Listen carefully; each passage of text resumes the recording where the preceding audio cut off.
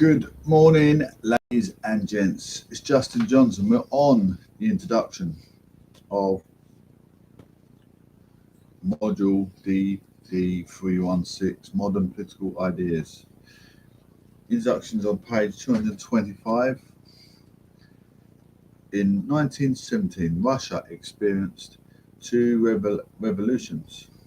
The first in February saw the Tsarist regime collapse. The second in October brought the Bolsheviks to power and would lead to over 70 years of totalitarianism war, with significant periods marked by terror and repression.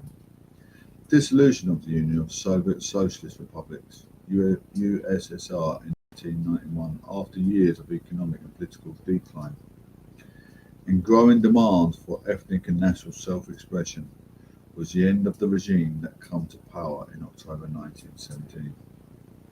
Exploring the ideas and actions that underpin the development of USSR.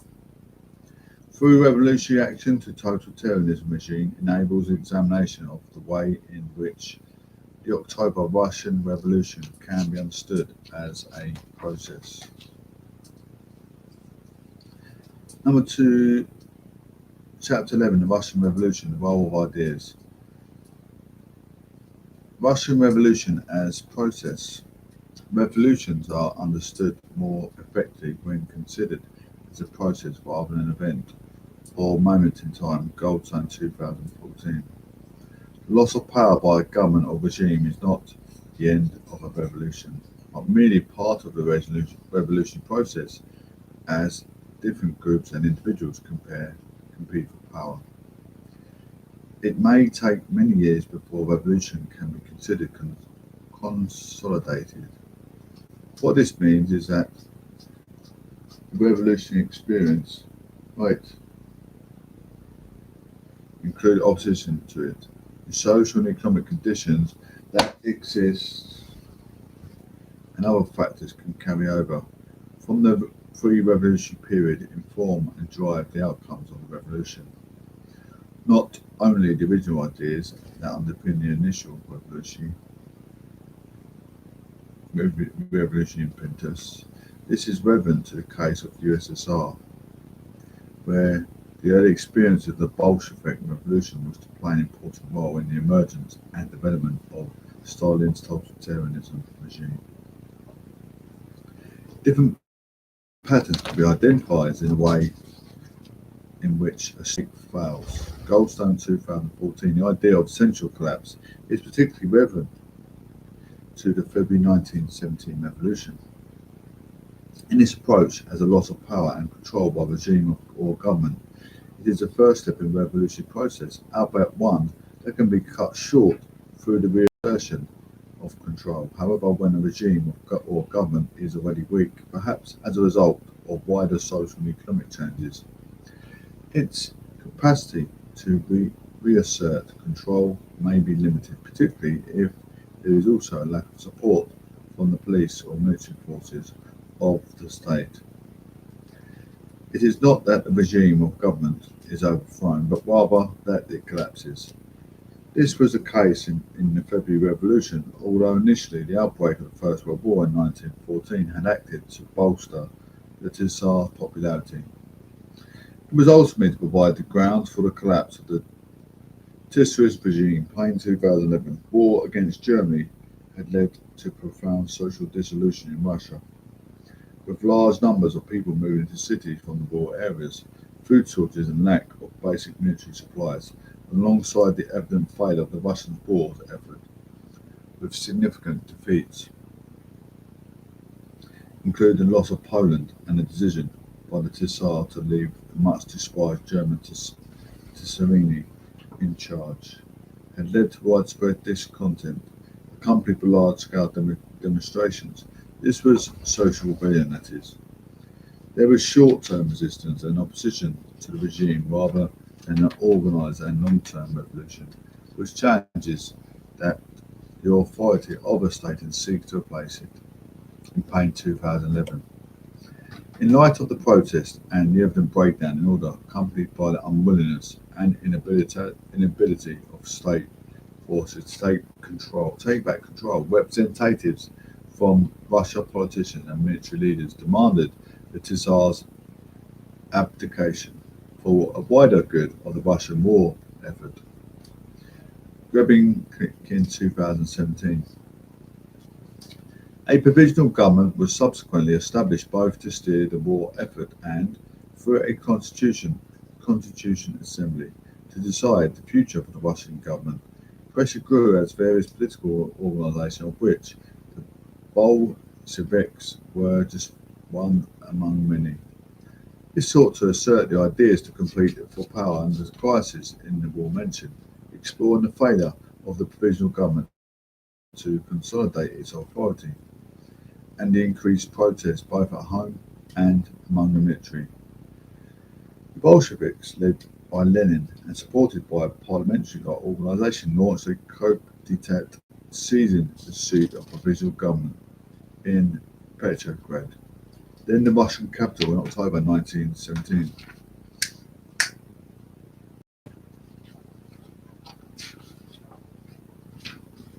Revolution, the role of ideas. Many political thinkers contributed to the ideas that underpinned the October Revolution and the subsequent development. In this chapter, it is possible to consider only a few key ideas from Lenin, Trotsky, and Stalin. These ideas should not be considered static. Not only did they change over time, but the importance given to them at different points in the revolution process also varied. The conditions and events that the Bolsheviks confronted both in the pre-revolutionary period and subsequently during attempts to consolidate the revolution were to have a profound impact on the discretion of the revolution and the ideas that underpinned it. Many of the revolutionary ideas that informed the October Revolution stem from Lenin and his moulding and adaptation of the ideas of Marx and Engels, and the debate that accompanied his work on the emergence and development of a communist state in Russia. In the development of capitalism in Russia, 1899, Lenin had argued that Russia was no longer a predominantly feudal society, but had instead become a capitalist economy. With his claim, Lenin sought to align the conditions in Russia with those identified as necessary for the revolution by Marx. For Marx, the revolution would come only where capitalism had reached the highest stage of development. For there to be a revolution, the proletariat of working class had to develop an awareness of consciousness of their exploitation and respond by revolting against capitalism and adopting socialism, despite Lenin's assertion. This is not the case in Russia, where the peasantry still dominated, although Marx had made a short-lived suggestion that Russia uses the peasant communes to move to socialism. Engels had ultimately rejected this as no longer possible by the time of Lenin's writing. Davidson, 2006. Lenin would argue later that although the trend in Russia had been towards capitalist economy, it was the level of agricultural development that had been misunderstood. This necessitated and reconsideration of how revolution would emerge and the role of Russian peasantry in any such revolution. Kingston, 1983. Traditionally, Marxists saw peasants as being conservative and therefore hostile to a proletarian revolution, although peasants were to be part of a revolution pressure of the Tsarist regime, particularly with their demand for land. They were not natural allies of a proletarian revolution. Peasants were obsolescent social order, the remnants of a pre-capitalist order. However, in both the rural poor and the two tactics of social democracy in the democratic revolution, Lenin 1915, Lenin explicitly sought to emphasize the way in which both the poorest peasants and the proletariat could work together to support revolution. This was rooted in the idea that they shared common interests that a revolution could address Kingston Man 1983. After the failure of the February 1917 revolution to introduce land reform, Lenin joined the call for land for peasants, emphasizing that the confiscation of property from wealthy landowners by poor peasants would help to undermine capitalism. Ensuring the redistribution of land to the lowest peasants would improve productivity and also help them to become conscious of the benefits of large-scale socialist activity. Lenin's change in view on the role of the peasants has been seen as a politically opportunistic, given the size and potential influence of the Russian peasantry. Kingston Man, 1983. And Trotsky was concerned that the excessive concessions to the peasantry and its implications for the wider revolution. Malia, 1995 in particular. Trotsky believed that the isolation of the peasantry and its narrow outlook would create terrible difficulties for the consolidation of the revolution policy of the proletariat in power. Trotsky had rejected the idea of any potential unity between the proletariat and the peasantry, writing in the Permanent Revolution Results and Prospects, 1919. Trotsky argued that the idea of proletariat and the peasant dictatorship was unrealizable, with the peasantry capable of taking up the independent political original emphasis. Furthermore, any peasant support for a revolution was likely to be only temporary and short-lived. This did not mean, however, that Trotsky thought revolution in Russia was impossible. Whereas Lenin had ultimately emphasized that the Bolsheviks would need to move to Russia through different stages of revolutionary development, as evidenced by his commitment to an initial stage of austere capitalism. Fitzpatrick, 1982, Trotsky had instead argued that the necessary evolutions could be achieved through what he termed permanent revolution. Originally used by Marx, the idea of a permanent revolution differed somewhat from Trotsky's view by focusing on how countries that had not yet reached a state of advanced capitalism could still have a socialist revolution. In particular, it referred to the way in which the Russian proletariat would be required to drive the revolution through its various stages in an uninterpreted manner. Radis and June 2006. Marx had emphasized that this gradual development and evolution that would ultimately lead to communism. Davidson, 2006, and industrialized capitalism was an essential part of this evolutionary process. Radis and June 2006. In 1917, only some 10% of the workforce of the Russian Empire was urbanized. Payne, 2011, however, rather than seeing Russia's uneven development as a barrier to revolution, Trotsky instead argued that such uneven development can be overcome by combining or skipping over Marx's different stages of evolution. Maclean, 1979, critical to the success of such a revolution was a need for proletarian revolution in advanced countries that could support the revolution in Russia. Although Lenin sought to build links between the Russian proletariat and peasants, he was not blind to the challenges of Russia's of creating a revolutionary impetus among such desperate groups. In his book, What is to be Done, Lenin, 1902, Lenin set out his ideas for revolution change. In doing so, he helped precipitate a split between the hardline Bolshevik and the most moderate Menshevik within what was then Russian Social Democratic Labour. And what was to be done? Lenin argued that, rather than waiting for events that would create the opportunity for revolution, What was required was a highly organised revolutionary vanguard that would effectively plan and execute a revolution in this way. The revolution would not come from the proletariat who lacked the necessary awareness and understanding for revolution, but from a professional group of revolutionaries and intellectuals who could lean toward the development of a socialist consciousness. For Lenin, 1917, the Bolsheviks, that is, the later Communist Party, it would be the vanguard of a class, and its duty is to lead the masses, and not merely to reflect the average political level of the masses.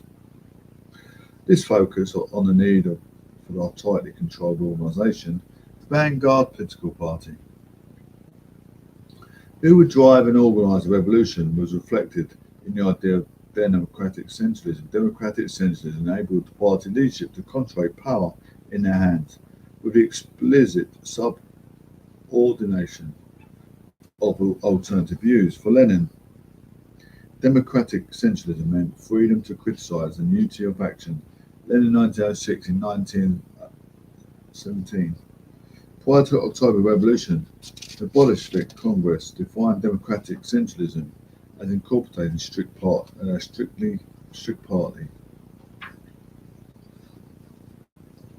discipline and a hierarchical decision-making structure, about one whereby decision-making bodies would be elected and would need to give an account of their actions. The centralisation and concentration of power in limited hands with a strong state was presented by Lenin as part of the transition process from capitalism to communism. Lenin, 1918.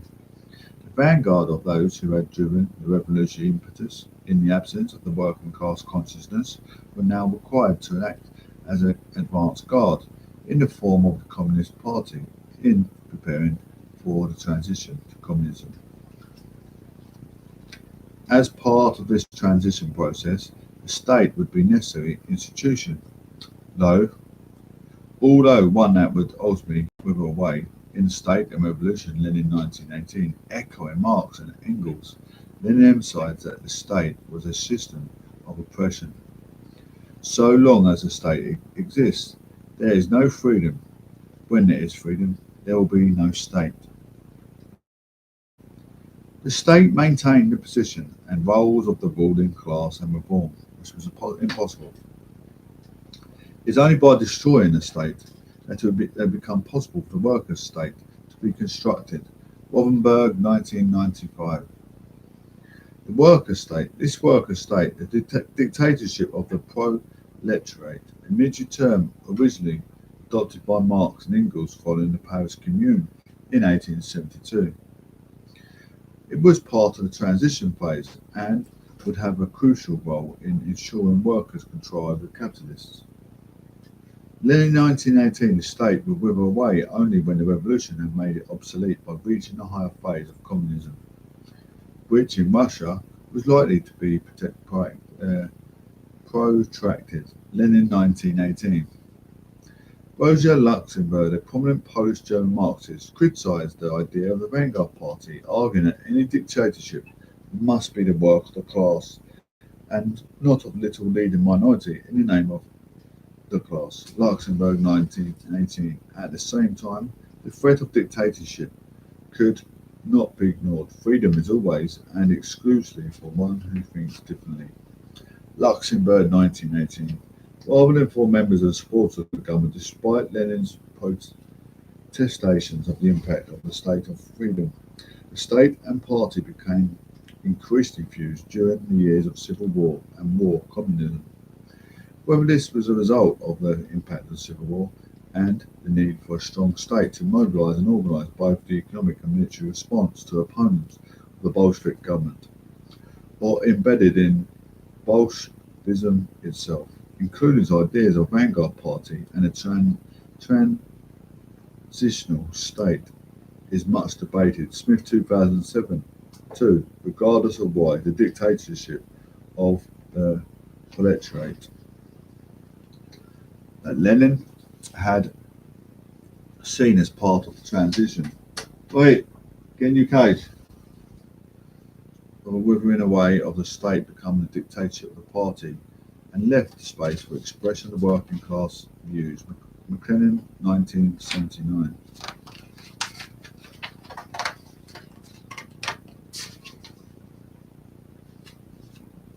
Civil War consolidating communist rule.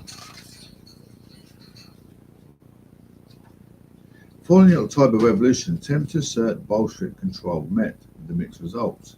The slogan "Bread, Peace and Land" was designed to appeal both urban and rural Russians, as well as soldiers, although there was less support for the Bolshevik government in the rural and non-Russian areas of the Russian Empire. The November 1917 election to the Constituent Assembly, which had proceeded with the support of the Bolsheviks, did not see them win a majority.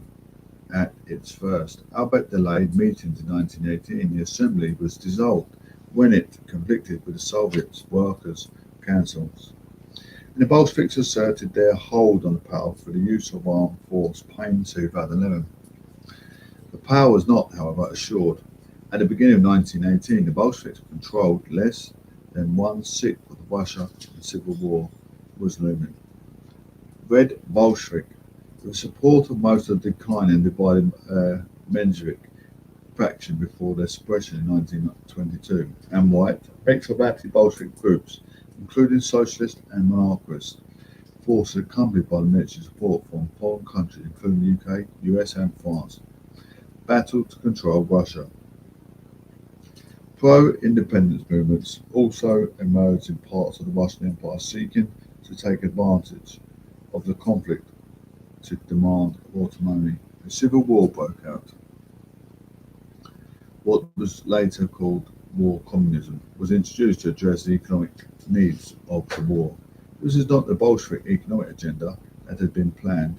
Lenin had initially sought to introduce state capitalism as part of the evolution of communism, coming in 1998. However, the realities of the Russian economy on the impact of the Civil War led to a very different economic approach. War communism abolished private trade, forcibly requisitioned and rationed food, led to nationalism of industry and blanks, and controlled the work of individuals. White 2011, the impact of this economic approach was catastrophic. Food production collapsed as peasants had little financial incentive to go beyond subsistence production, and the secret police, the Cheka, the local community waged class warfare in the villages. Malia, 1915, page 125. Food shortage led to mass migration from towns and cities into rural areas.